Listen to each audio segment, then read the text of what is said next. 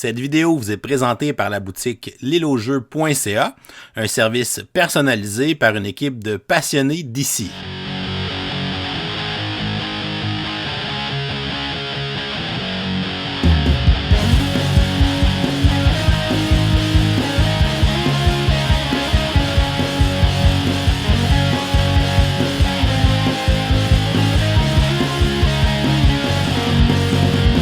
Salut les gamers, bienvenue à Professeur Board Game, j'appelle David. Aujourd'hui à Board Game 101, je vous présente le jeu Paper Dungeon, une mine d'aventure. C'est un jeu qui a été édité en 2020 par Meeple BR, une compagnie brésilienne, et il a été traduit en français par Super Meeple l'année dernière. C'est un jeu de l'auteur Leandro Pires qui se joue de 1 à 8 joueurs et les parties vont durer environ 30 minutes. Le but du jeu sera de mener votre troupe d'aventuriers dans un donjon pour aller rechercher le plus de gloire pour remporter la partie.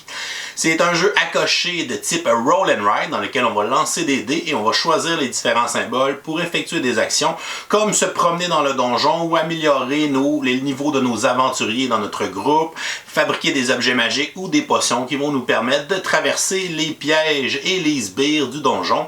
Et on va aussi affronter des monstres qui sont des genres de boss qui se trouvent à l'intérieur du donjon pour tenter de marquer le plus de points de gloire et remporter la partie. Alors, Paper Dungeon, je vous montre comment on joue, ensuite je vous dis ce que j'en pense, et comme on est le premier lundi du mois, on va lancer notre concours du lundi du mois de mai 2022, dans lequel vous pourrez remporter une copie de Paper Dungeon. On va essayer le parti pour 2 joueurs. Premièrement, on va remettre à chaque joueur sa fiche de jeu, ainsi qu'un crayon qui fournit dans le jeu. On va ensuite se faire une réserve sur la table avec les dés. On va ensuite se choisir aléatoirement une carte donjon pour la partie et on va aller modifier la feuille de donjon de départ sur notre fiche de jeu. On remarque qu'il y a des traits noirs à certains endroits sur la carte donjon. On va donc aller tracer ces traits noirs qui vont représenter des murs sur les mêmes emplacements de notre fiche de jeu. On aura donc un mur à cet emplacement, un ici. On a ensuite un mur là, on a un mur qui va comme ça et on a ensuite un mur ici et un mur là pour terminer. De plus, on voit qu'il y a l'emplacement des 3 monstres pour la partie qui sont numérotés monstre numéro 1, numéro 2 et numéro 3. On va aussi aller les placer sur notre feuille. On peut placer le numéro et l'encercler pour se rappeler que c'est l'emplacement des monstres qu'on pourra tenter de combattre dans la partie. Donc le numéro 2 se trouve ici et le numéro 3 juste ici. Lorsque tous les joueurs ont terminé de tracer les murs sur leur fiche de jeu, ainsi qu'identifier les endroits pour les 3 monstres, on va retourner la carte de donjon de l'autre côté et on peut lire la petite trame narrative qui va nous dire quels sont les 3 monstres pour notre partie. Dans ce cas-ci, ce sera la momie, la chimère et le dragon. On va donc prendre les cartes de ces 3 monstres et on va les placer face visible sur la table pour que les joueurs voient les différentes récompenses et les difficultés de chaque monstre dans la partie. On va ensuite prendre les cartes mission et on va en placer 3 faces visibles sur la table. Ce seront des objectifs que les joueurs pourront accomplir pendant la partie et seulement le premier joueur à l'accomplir va remporter les points de gloire qui sont indiqués sur la carte. Donc chaque carte mission peut nous donner 4 points de gloire. On va ensuite remettre à chacun des joueurs 2 cartes d'objectifs ainsi que 2 cartes pouvoir. Les joueurs vont les consulter et vont en garder seulement une des 2 pour la partie. La carte pouvoir sera retournée face visible et représente un pouvoir que le joueur aura pour toute la partie. Donc chaque joueur aura un pouvoir différent. La carte objectif demeurera face cachée des autres joueurs, mais le joueur devra regarder certaines informations sur sa carte avant le début de la partie. Dans la section du bas, on retrouve le style de combat des 4 aventuriers de son groupe.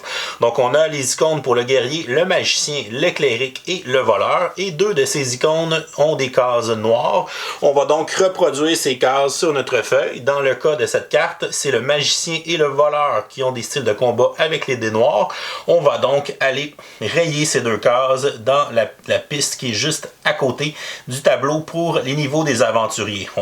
Tous les joueurs auront donc 2 aventuriers avec un style de combat de dés blancs et 2 aventuriers avec un style de combat de dés noirs. Et le reste de sa carte objectif est une condition qui peut lui donner des points de gloire à la fin de la partie et il gardera cette carte cachée de ses adversaires et la révélera dans le décompte final des points.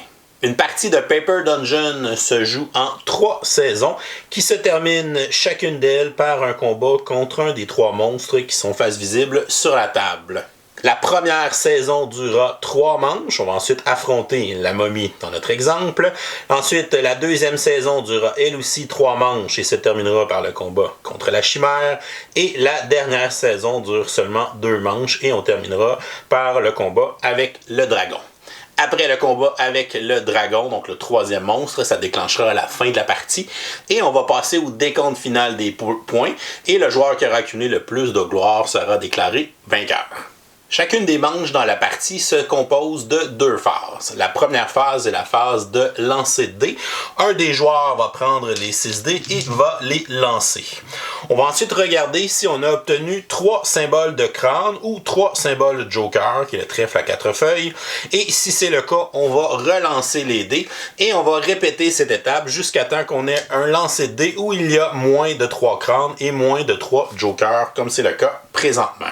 Mais si jamais j'avais lancé et j'avais obtenu 3 crânes, à ce moment-là, je vais prendre tous les dés et je vais les relancer pour faire un nouveau lancer qui, dans ce cas-ci, serait valide puisqu'il n'y a pas 3 crânes ni 3 jokers. Ensuite, on va regarder le nombre de crânes qu'il y a parmi les dés. Donc, on a un symbole de crâne et tous les joueurs vont subir un point de dégâts par crâne qu'il y a de visible. Dans ce cas-ci, un point de dégâts. Lorsqu'on reçoit des points de dégâts, on va aller cocher la piste des cœurs brisés en commençant dans le bas ici. Et on va monter, plus on va recevoir de dégâts pendant la partie. Et ça va aussi représenter des pénalités de points de gloire à la fin de la partie. Dans ce cas-ci, on va aller cocher le premier cœur, donc on n'a pas de problème puisqu'on a quand même 4 points de vie au début de la partie. Si jamais la piste de dégâts venait à dépasser notre piste de points de vie, on va aller cocher le malus de résurrection. On aura donc moins 9 points de gloire à la fin de la partie, mais pour le reste de la partie, c'est pas grave si notre piste de dégâts dépasse celle de nos points de vie. C'est juste qu'on va accumuler de plus en plus de pénalités, plus on monte en points de dégâts. On passe ensuite à la deuxième phase qui est la sélection des dés et c'est une phase qui va se jouer simultanée tous les joueurs en même temps. On va mettre le dé qui a un crâne de côté. Les joueurs ne peuvent pas le sélectionner dans cette phase. Ils peuvent seulement utiliser les dés qui ont d'autres symboles que les crânes. Parmi ces dés, les joueurs vont se faire une sélection et vont en utiliser 3 pour faire différentes actions sur leur fiche de jeu pour pouvoir faire progresser les niveaux de leurs aventuriers, pour fabriquer les objets magiques pour gagner différents avantages, pour se fabriquer des potions qui vont leur permettre de ne pas avancer sur la piste de dégâts et ils vont pouvoir aussi se déplacer dans le donjon pour aller chercher les différentes récompenses et affronter les sbires et se positionner en conséquence pour affronter les 3 monstres.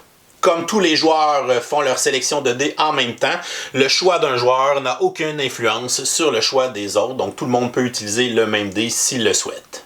Par contre, on est limité à utiliser une fois chaque dé qui est disponible dans cette manche. Donc, je pourrais utiliser le dé avec les bottes pour me déplacer dans le donjon, mais je ne peux pas utiliser ce dé 2 fois puisque ce symbole revient seulement une fois dans la sélection. Alors que le dé blanc avec l'icône du cléric est présent 2 fois. Donc, comme il est 2 fois dans la sélection, je pourrais l'utiliser à 2 occasions pour faire des actions. La première action qu'on peut faire en sélectionnant un dé, c'est de donner un niveau à un des aventuriers dans notre groupe. On a le symbole de l'épée du bouclier qui représente le guerrier, le chapeau qui représente le magicien, la croix qui représente le cléric et le masque qui représente le voleur. Et chacun de nos aventuriers a un style de combat, soit que ça lui prend un dé blanc ou un dé noir pour pouvoir lui donner des niveaux. On doit donc avoir un dé de la bonne couleur et du bon symbole pour donner un niveau à un aventurier. Par exemple, si je veux donner un niveau d'aventurier à mon cléric, on voit que mon cléric a un style de combat de dé blanc, donc je pourrais utiliser un dé blanc avec le symbole de cléric pour lui donner un niveau. Lorsqu'on choisit d'utiliser un dé, on va aller inscrire le numéro qui est sur le dé dans une des 3 cases disponibles pour cette manche pour se rappeler les dés qu'on a déjà utilisés. Donc j'ai utilisé le dé numéro 3 et je vais ensuite aller cocher la prochaine case dans la piste du cléric pour indiquer indiquer qu'il vient de monter de niveau. Lorsqu'on gagne un niveau avec un aventurier, on va aussi augmenter le total de points de vie de notre piste de points de vie. Donc on va aller cocher une case ici sur la piste des points de vie. Si jamais on oublie d'en cocher, on peut toujours faire la somme de tous les niveaux de nos aventuriers, ce qui devrait représenter les niveaux total de nos points de vie. Donc ici j'ai 5 niveaux d'aventurier au total, j'ai donc 5 points de vie. Et je pourrais aussi donner un niveau à mon voleur, puisqu'il a un style de combat pour les dés noirs. J'ai donc un dé noir avec le symbole du voleur. Je pourrais utiliser le dé numéro 8 comme deuxième dé dans la manche pour l'avancer au niveau 2, ce qui va aussi me donner un point de vie dans ma piste de points de vie. Si un aventurier atteint le niveau 4, il va débloquer le pouvoir de sa classe. Donc, chaque classe d'aventurier possède un pouvoir qui est différent. Pour le guerrier, s'il atteint le niveau 4, il va nous donner plus 1 de combat contre les monstres, donc les 3 boss qu'on doit affronter dans le donjon. Pour le magicien, s'il atteint le niveau 4, il va nous permettre de changer la couleur d'un des dés une fois par manche. Le cléric, s'il atteint le niveau 4, il va faire qu'on ne prendra plus de points de dégâts au début de la manche pour les symboles de crâne. Et pour le voleur, s'il gagne son niveau 4, il va nous faire gagner automatiquement une gemme. Si jamais un aventurier atteint le niveau 6, on voit qu'il est associé avec un point de gloire. Donc le symbole avec le bouclier et des chiffres représente les points de gloire. Donc chaque aventurier niveau 6 va nous rapporter un point de gloire à la fin de la partie. De plus, on va gagner un bonus de points de gloire qui sera égal au chiffre en bas de la colonne pour notre aventurier qui sera le plus bas niveau parmi les 4 dans notre groupe. La deuxième chose qu'on peut faire avec un dé, c'est de fabriquer des objets magiques. Donc dans le tableau juste en dessous des aventuriers, on retrouve 8 objets magiques qu'on peut fabriquer pendant la partie pour gagner des avantages qui peuvent être instantanés ou des pouvoirs passifs qu'on va avoir pour le reste de la partie. Chaque objet magique a 2 étapes de fabrication qui sont les 2 cases blanches qui sont associées avec cet objet. Lorsqu'on va avoir coché ces 2 cases, l'objet sera fabriqué et on pourra commencer à utiliser son pouvoir. Ceux qui ont un symbole d'infini sont des pouvoirs passifs qu'on va garder pour le reste de la partie, alors que les objets magiques avec un éclair vont déclencher un pouvoir instantané au moment où on va finir de le fabriquer. Les 4 premiers objets magiques qu'on peut fabriquer sont associés à chacune des 4 classes d'aventuriers. Donc l'épée est associée au guerrier, le bâton est associé au magicien, le pendentif est associé au cléric et la cape est associée au voleur. Si on veut cocher une étape de fabrication pour ces 4 objets magiques, on doit avoir un dé avec le bon symbole, peu importe sa couleur. Alors que les 4 objets magiques du bas, donc la couronne, le chaudron de potions, l'armure et le livre, sont associés à aucune classe, donc on peut utiliser n'importe quel dé pour aller cocher une étape de fabrication dans ces objets. Si on fabrique l'épée, on obtiendra un bonus de plus 3 contre les monstres. Si on fabrique le bâton, on va avoir une pénalité d'un point de gloire à la fin de la partie, mais on va pouvoir éliminer 2 sbires de la carte de donjon, donc on pourra les rayer automatiquement, mais on devra quand même aller chercher les récompenses qui se trouvent dans cette case, mais on n'aura pas à les affronter. Pour le pendentif, il va nous permettre de pouvoir traverser les rivières qui sont placées sur le donjon, et il va nous donner un point de gloire à la fin de la partie. Pour la cape, elle va nous permettre de passer au travers des murs, qui sont les lignes brunes, ainsi que les lignes noires qu'on a dessinées en début de partie. Pour la couronne, elle donne tout simplement 4 points de gloire à la fin de la partie. Le chaudron nous donne immédiatement 3 potions. On va donc aller cocher les 3 prochaines potions sur la piste des potions dans la section juste en dessous. Pour l'armure, elle va nous donner 2 points de gloire à la fin de la partie et elle va nous donner un niveau supplémentaire lorsqu'on va combattre les sbires sur le donjon, qui sont les symboles de monstres qui sont associés à chacune des classes d'aventuriers. Et finalement, pour le livre, on va gagner 3 points de gloire à la fin de la partie et on va gagner immédiatement un niveau avec un de nos aventuriers, donc le symbole de la flèche verte et celui des niveaux. On va donc cocher un niveau sur un de nos aventuriers en se donnant aussi un point de vie.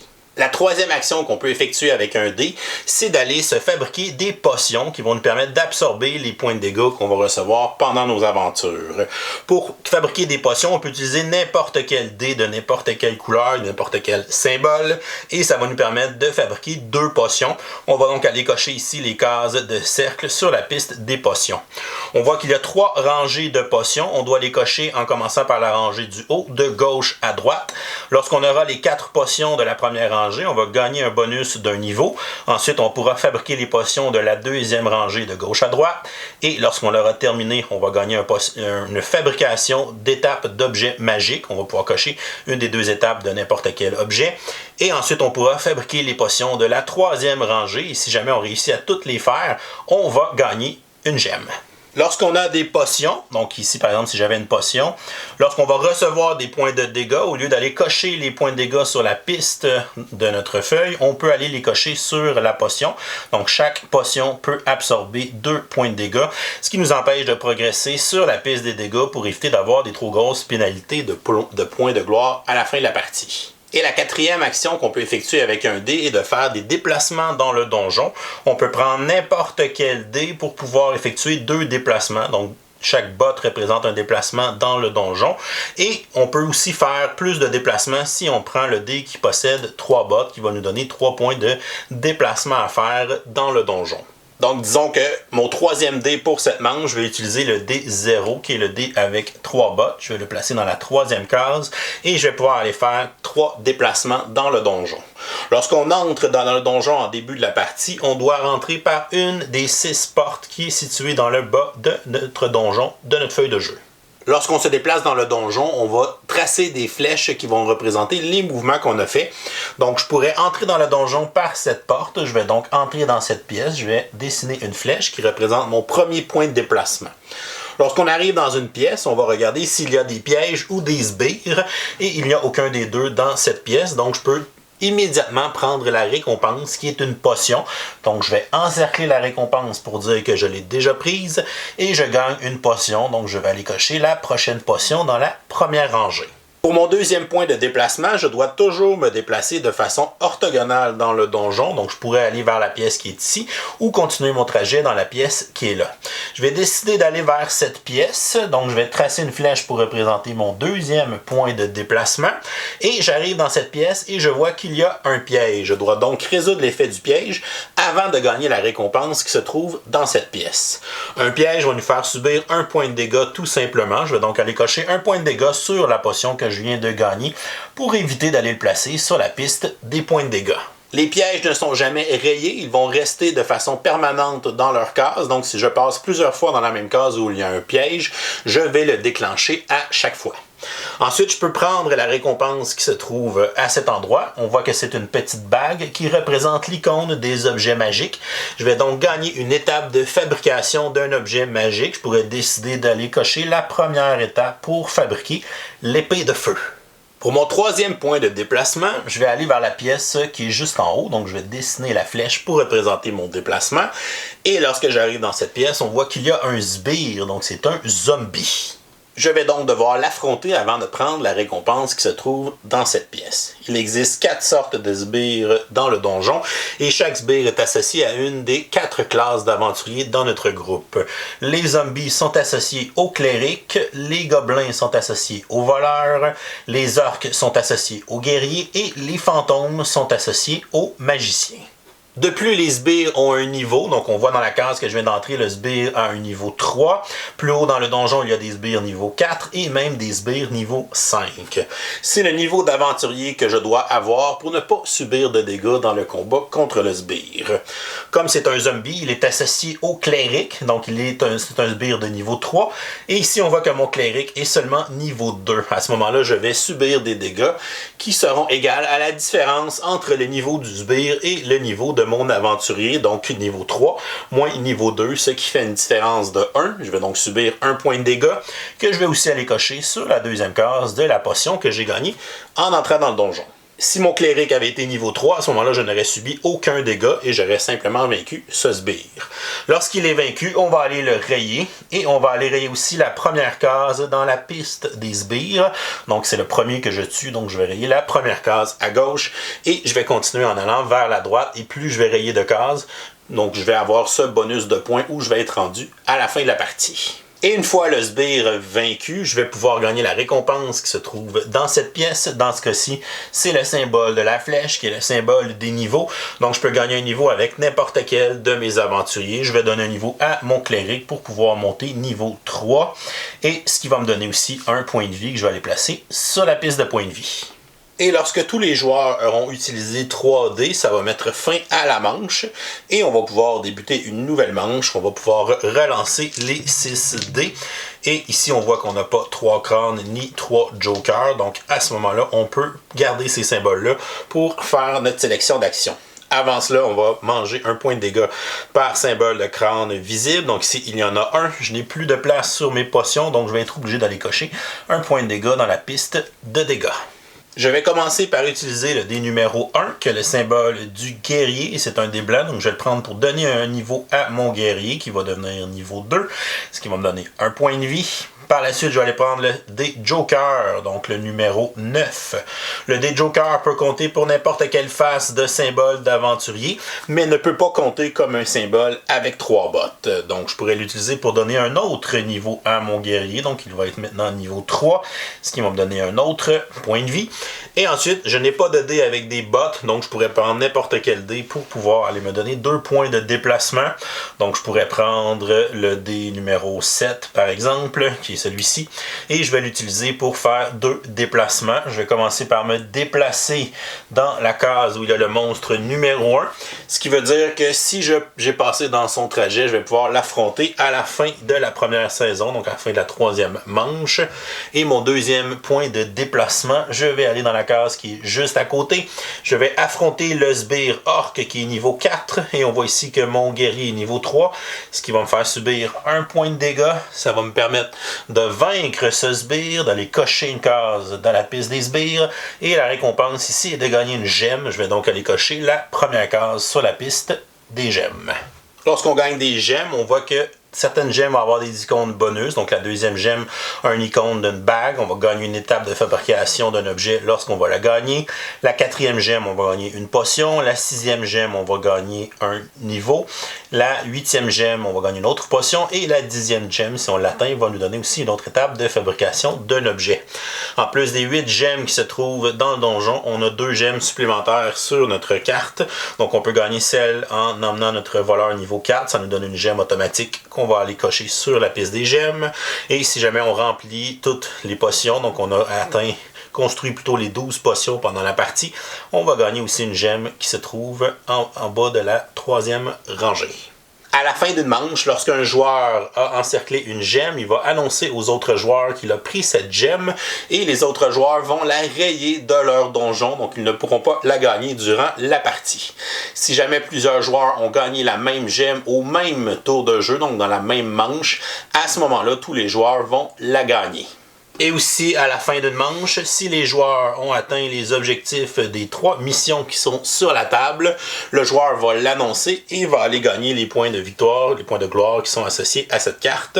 Et si jamais plusieurs joueurs ont accompli une carte mission dans la même manche, à ce moment-là, tous les joueurs vont pouvoir marquer le 4 points en bas ici sur la zone de score pour le parchemin qui représente les missions.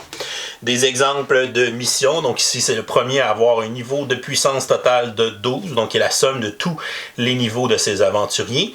Celui-ci, c'est d'avoir coché 4 gemmes, donc de gagner 4 gemmes, donc d'être rendu à la 4e dans la piste des gemmes. Et pour celui-ci, c'est d'avoir combattu 6 sbires, donc lorsqu'on va avoir 6 cases de cocher sur la piste de sbires, on pourra accomplir cette mission. Et on va pouvoir entamer la 3e manche, qui est la dernière manche de la 3e saison. C'est-à-dire qu'après cette manche, on va pouvoir affronter le premier monstre. Donc ici, on a 2 symboles de crâne.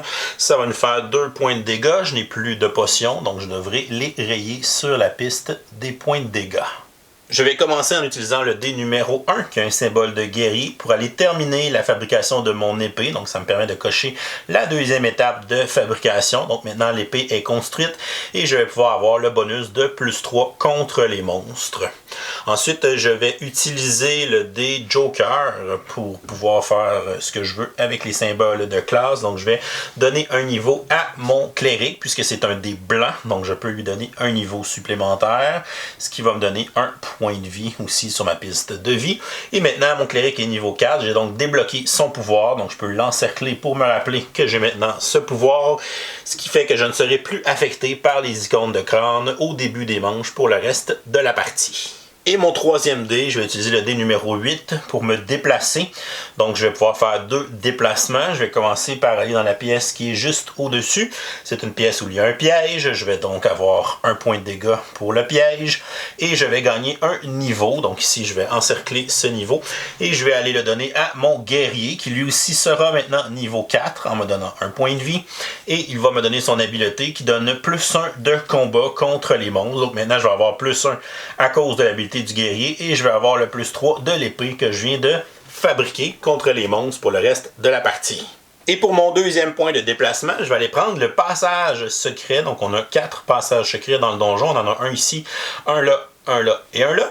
Et les passages secrets nous permettent de passer d'un bout à l'autre de la rangée. Donc si je fais un déplacement dans le passage secret, je vais ressortir de l'autre côté sur la même rangée pour terminer mon déplacement dans cette case. Il n'y a pas de piège, pas de sbire et pas de récompense, qui va mettre fin à mon déplacement. Et aussi, ça va mettre fin à la troisième manche. À la fin de la troisième manche, c'est la fin de la première saison. On va donc affronter le premier monstre, qui dans notre exemple est la momie. Premièrement, on n'est pas obligé d'affronter un monstre. Pour pouvoir l'affronter, on doit avoir fait passer notre trajet dans la case qui contient ce monstre. Donc ici, c'est le monstre numéro 1.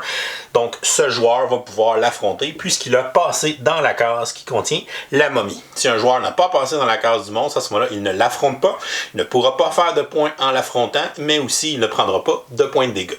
Pour faire des points en affrontant un monstre, on va tenter d'avoir le plus haut niveau de puissance pour pouvoir gagner les récompenses qui sont inscrites et aussi manger de moins en moins de dégâts. Pour la momie, on voit aussi qu'elle a une faiblesse. En fait, tous les monstres ont une faiblesse. Dans son cas, la faiblesse, ce sont les clérics. Donc, c'est l'icône de la classe de personnage avec le x2, ce qui veut dire que les niveaux du cléric vont compter x2 dans la puissance pour le combat contre la momie.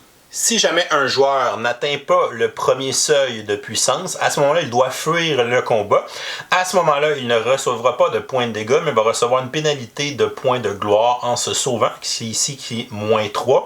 Donc, il inscrirait -3 dans l'emplacement du monstre numéro 1 sur la piste de gloire dans le bas de sa fiche de jeu. Mais ça ne sera pas le cas pour ce joueur qui s'est bien préparé à affronter la momie. On va donc calculer sa puissance totale contre ce monstre. Comme sa faiblesse sont les clérics, on va faire x2 au niveau de cléric. Donc mon cléric est niveau 4, donc 4 x 2, ça me donne un niveau de puissance de 8. Et on va additionner tous les autres niveaux des aventuriers, donc 9, 10, 11, 12, 13, 14, 15. De plus, mon guerrier est niveau 4 qui me donne +1. On est donc rendu à 16. J'ai mon épée qui me donne +3. On est rendu à 19. Et j'ai mon pouvoir d'être enragé qui me donne +2 contre les monstres. On a donc un total de 21 pour affronter la momie, ce qui est amplement suffisant pour avoir la meilleure récompense sur celle-ci, qui est de 6 points de gloire. De plus, le joueur qui inflige le plus de points de dégâts va gagner la récompense additionnelle ici qu'on retrouve avec l'icône des lauriers. Et dans le cas de la momie, c'est 2 points supplémentaires. Donc mon joueur ici, s'il est premier, donc disons qu'avec un bon résultat comme il a eu, il est premier, il va donc gagner les 2 points supplémentaires plus les 6 sur la momie, ce qui lui fait un total de 8 pour ce combat. Mais il va subir ici 1 point de dégâts tel qu'indiqué en dessous de sa récompense. On va donc aller cocher une case sur la piste de dégâts. Si on joue en solo, on ne peut jamais gagner la récompense additionnelle sur un monstre. Et pour les autres icônes qu'on retrouve en bas, c'est une variante qui va faire que certaines gemmes vont disparaître après le combat avec chacun des monstres sur la carte. Cette variante est obligatoire dans les parties en solo. Et tous les joueurs dont le trajet a passé dans la salle du monstre vont l'affronter séparément pour pouvoir marquer des points selon les paliers de récompense de ce monstre. Lorsque tous les joueurs concernés l'auront affronté, on va pouvoir passer à la deuxième saison et on va encore jouer 3 manches dans la deuxième saison avant d'affronter le deuxième monstre qui, dans notre cas, sera la chimère. Lorsque la chimère sera vaincue, on va jouer 2 dernières manches, donc la troisième saison est seulement composée de 2 manches, et à la fin de celle-ci, on va affronter le troisième monstre, qui dans notre cas sera le dragon. Et une fois le dragon vaincu, on va mettre fin à la partie et on va passer au décompte final des points. On va donc additionner les différentes catégories en bas sur la piste de gloire pour calculer notre score final. Pendant la partie, on aura accumulé des points ou pas pour avoir affronté les 3 monstres qui seront déjà inscrits dans les 3 premières cases. Donc ici, j'ai fait 8 points sur le premier monstre, 7 sur le deuxième et 10 sur le dernier. Par la suite, on va regarder les niveaux de nos aventuriers. Premièrement, on va regarder notre aventurier le plus bas niveau. Dans mon exemple ici, c'est le cléric. Et on va regarder les niveaux 4. Et dans le bas de la colonne, ça fait 8 points. Et on va gagner un point bonus pour chaque aventurier qui a atteint le niveau 6. Donc si je suis à 9, 10. Donc j'en ai 2 qui sont niveau 6, qui me fait un total de 10 points pour mes niveaux. Pour mes objets magiques, chaque étape de fabrication, que l'objet soit fabriqué ou non, vaut 1 point de gloire. Donc ici, j'ai un total de 1, 2, 3, 4, 5, 6, 7, 8, 9, 10 étapes de fabriquer, ce qui fait 10 points de gloire. Et de plus, certains objets me donnent des points bonus, comme par exemple la couronne donne 4 points, on est donc rendu à 14. Et on a ici le livre qui donne 3 points de gloire, donc on est rendu à un total de 17 points pour mes objets magiques. Pour les gemmes, on va regarder la case la plus à droite qu'on a cochée sur la piste des gemmes et on va gagner les points de gloire qui lui sont associés. Dans mon cas, c'est un gros 25 points que j'ai réussi à faire avec les gemmes. C'est le même principe avec les sbires. Donc sur la piste des sbires, je regarde la case la plus à droite. Ici, j'ai 8 points avec les sbires que j'ai vaincus. On va regarder ensuite les pénalités sur l'échelle des points de dommage. Donc ici, je suis à moins 6. Si jamais on est entre 2 valeurs, on va prendre la valeur la plus basse dans la colonne. Donc si j'avais eu un dégât de moins, j'aurais seulement une pénalité de moins 3. Mais dans mon cas, j'ai atteint le palier pour le moins 6. Je n'ai pas coché le malus de résurrection, donc je n'ai pas la pénalité de moins 9. Ensuite, on va regarder notre carte d'objectif pour la partie. Donc cette carte, on va la révéler. Et chacune des cartes peut scorer un maximum de 6 points de gloire. Donc je peux scorer 2, 4 ou 6 points, dépendamment si j'ai réussi à faire 6, 9 ou 12 potions pendant la partie. J'ai réussi seulement à faire la première rangée de potions, donc ça va seulement me donner 6 points pour mon objectif. Et j'ai réussi à obtenir 2 missions à 4 points chacune pour 8 points de mission. Et on va faire le total de ça, moins les pénalités. Et ça me fait ici un total de 93 points pour ma partie. Et le joueur qui a fait le plus de points de gloire sera déclaré vainqueur. Si jamais on a une égalité, c'est le joueur qui a visité le plus de pièces dans son donjon qui va départager l'égalité. Sinon, ce sera une victoire partagée. Et voilà, c'est comme ça qu'on joue à Paper Dungeon, une mine d'aventure. Je vous reviens avec mon opinion personnelle. Qu'est-ce que je pense de Paper Dungeon, une mine d'aventure? On va regarder les côtés positifs en premier. C'est vraiment un beau petit roll and ride qui a une belle thématique à l'intérieur. Donc tu sens que tu es en train d'explorer un donjon. Tu sens ce petit côté d'exploration, d'aventure qui t'habite pendant que tu y joues. Ça fait même penser un peu à Clank que je discutais avec des amis quand on a joué. Dans le fond, c'est que le petit côté de pousser sa chance. Est-ce que je vais aller dans ces cases-là? Ben là, je vais manger beaucoup de dégâts, mais je vais aller chercher les gemmes avant les autres joueurs. Fait que ça va me donner des points. Ça va peut-être compenser les dégâts que j'ai accumulés. Fait que tu as ce petit côté-là de pousser ta chance avec les points de vie, les points de dégâts que tu reçois. Fais attention pour avoir la pénalité, mais en même temps, si j'ai la pénalité de moins 9, mais là, ça me permet d'avoir 4 gemmes puis que les autres joueurs ne les auront pas. Peut-être que ça vaut la peine. Fait que ce petit côté-là, il est quand même excitant puis le fun. Puis ça rentre bien dans la thématique d'explorer un donjon. Fait que c'est vraiment bien fait dans ce petit roll and write.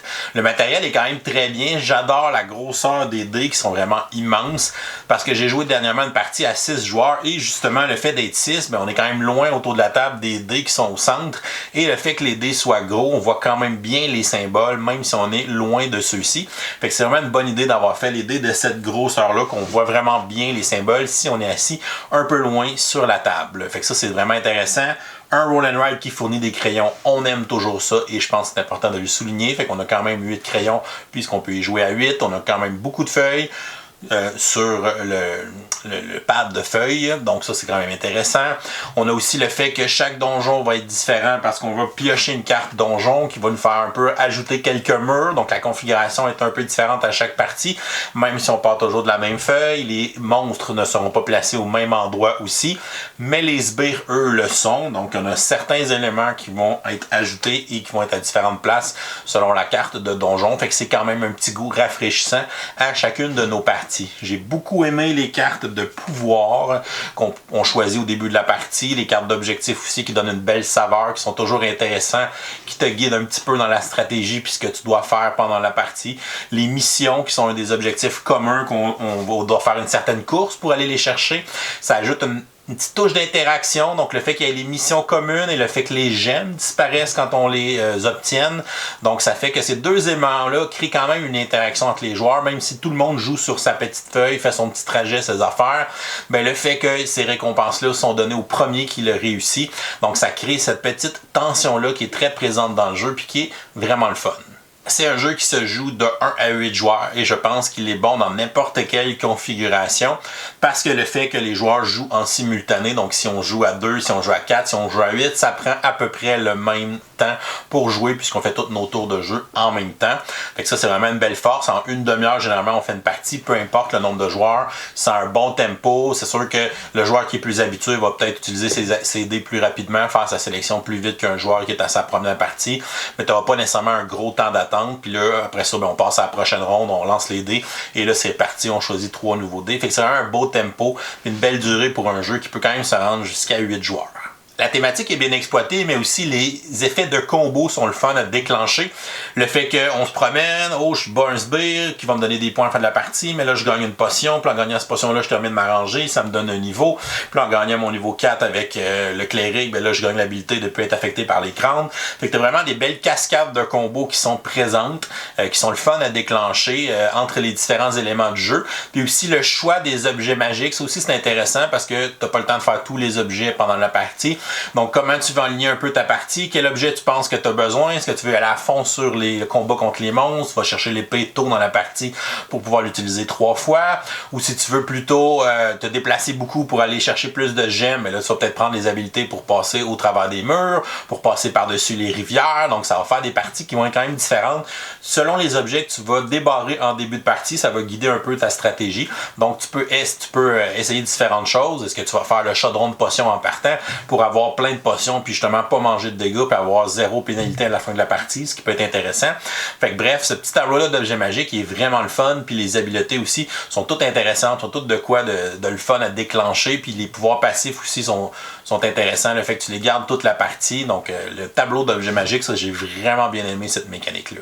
Pour les côtés négatifs, même si chaque donjon est un peu différent parce qu'on a dessiné des murs, les monstres sont pas à la même place, ça donne quand même un feeling assez semblable d'une partie à une autre pour ce côté-là. Oui, les monstres ne sont pas les mêmes, mais au final, ce que ça change, c'est la faiblesse du monstre, donc la classe que je vais devoir développer dans quel ordre pour pouvoir maximiser mes points sur les monstres. Puis les petites récompenses pour celui qui a fait le plus de dégâts qui sont un peu différentes, mais ça peut être un 2 points, sinon ça peut être un niveau, ça peut être une potion, une étape d'objet magique ou des trucs comme ça.